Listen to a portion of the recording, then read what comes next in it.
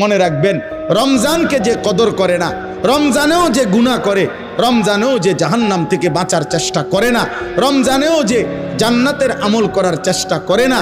ভাই আমার, ছেলেরা আমার, বাবা আমার, পর্দার আড়ালের মা বোন আমার, সবাইকে এই শেষ কথা বলি। আল্লাহ রসুল বলছে, জিব্রাইল আইসা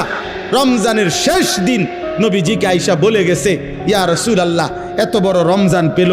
ইফতার, সাহারি, তারাবি, এতেকাফ, শবে কদর, প্রতি ঘন্টা মিনিটে এত মাফ নেওয়ার সুযোগ থাকার পরেও যেই নাফরমান জাহান্নাম থেকে বাঁচার চেষ্টা করে নাই, গুনাহ থেকে আল্লাহর কাছে মাফ নেয় নাই, জান্নাতের